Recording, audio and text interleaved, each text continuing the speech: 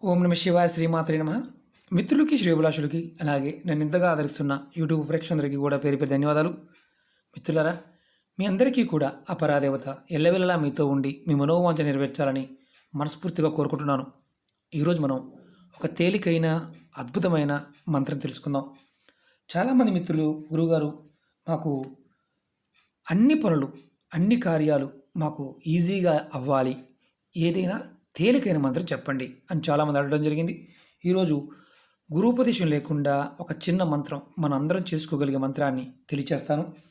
ఈ మంత్ర జపం చేయడం వల్ల కలిగే లాభాన్ని మీకు ముందు తెలియజేస్తాను. ఈ మంత్ర జపం చేయడం వల్ల మీకు సర్వకార్య సిద్ధి, అంటే అన్ని పనులు పూర్తవుతాయి. అలాగే ఐశ్వర్య సిద్ధి కలుగుతుంది, అలాగే ధనలాభం కలుగుతుంది. మీకు ఎవరైతే సొంత ఇల్లు కట్టుకోవాలి, నాకు ఒక సొంత ఇల్లు కావాలి, ఆ ఇల్లు కొనుక్కోవడానికి ధనం కావాలి అని ప్రయత్నం చేసేవారికి ఈ మంత్ర జపం చేయడం వల్ల సొంత ఇల్లు కూడా ఏర్పడుతుంది.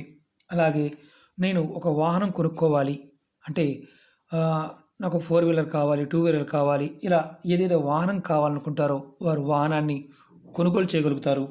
అలాగే ఏ పని చేసినా ఆటంకాలు వస్తూ ఉంటాయి. మనం ఏది చేసినా కానీ అది సగంలో ఆగిపోవడం, డబ్బులు ఖర్చు అయిన తర్వాత ఆగిపోవడం, ఇలా జరుగుతూ ఉన్న మీరు ఈ మంత్రాన్ని జపం చేయడం వల్ల మీకు ఏ పని చేసినా విజయం లభిస్తుంది. అలాగే చాలామందికి మనకు కావాల్సింది వ్యాపారం చేసేవారికి, అలాగే రాజకీయాల్లో ఉన్నవారికి, అలాగే వ్యక్తిగతంగా కూడా మంచి మిత్రులు కలిగి ఉండడానికి, కుటుంబంలో కూడా జనాకర్షణ కలగాలి, అలాగే మనకి వాక్కు కూడా కలగాలి, అంటే మన మాట చక్కగా పనిచేయాలనుకునేవారు ఈ మంత్రాన్ని జపం చేయవచ్చు. ఈ మంత్ర జపం చేయడం వల్ల మనకి సర్వకార్య సిద్ధి కలుగుతుంది. మంత్రం ఏంటి, ఎలా చేయాలో తెలియచేస్తాను. ఈ మంత్రాన్ని ఆడవారిని మగవారిని చేయవచ్చు. ఈ మంత్రాన్ని నెలసరి టైంలో చేయవద్దు, మిగతా సమయంలో ఎప్పుడైనా చేసుకోవచ్చు. విధి విధానంగా చేసిన వారికి ఖచ్చితంగా అద్భుతమైన ఫలితం ఉంటుంది.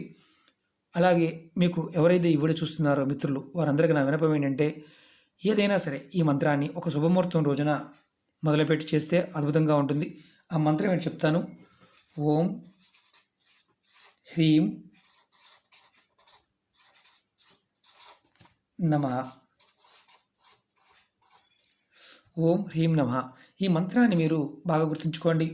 ఈ మంత్రాన్ని ప్రతిరోజు స్నానం చేసిన తర్వాత ఉదయం మీరు జపం చేయవచ్చు, సాయంత్రం జపం చేయవచ్చు.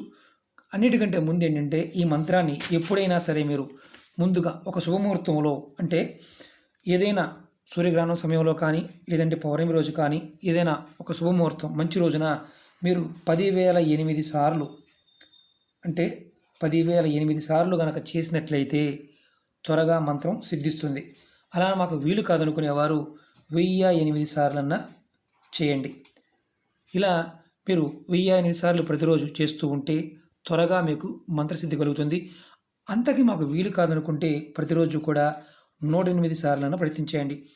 మీరు ఎవరైనా సరే ముందుగా 1008 సార్లు లేదా 10,008 సార్లు ముందు చేస్తే, అంటే ఇది శ్రేష్టం. ఒకేసారి కనుక మీరు 10,008 సార్లు కనుక చేసినట్లయితే ఈ మంత్రం త్వరగా సిద్ధిస్తుంది. తర్వాత మీరు ఏ పనికి వెళ్తున్నా ఈ మంత్రాన్ని 108 సార్లు అనుకొని చేసినట్లయితే ఫలితం త్వరగా వస్తుంది. అలా మీరు చేయలేని వారు ప్రతిరోజు స్నానం చేసిన తర్వాత, మీ ఇష్టదైవ ప్రార్థన అయిపోయిన తర్వాత మినిమం 1008 సార్లు కానీ, లేదంటే 108 సార్లు అని చేయవచ్చు.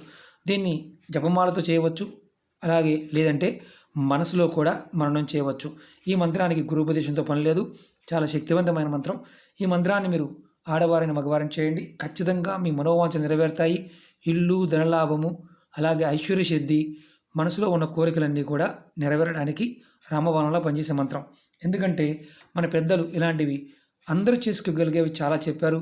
చాలామంది మనం మనస్ఫూర్తిగా దాని మీద, అంటే దృష్టి ఉండాలి, సరైన సంకల్పం ఉంటే ఖచ్చితంగా పనవుతుంది.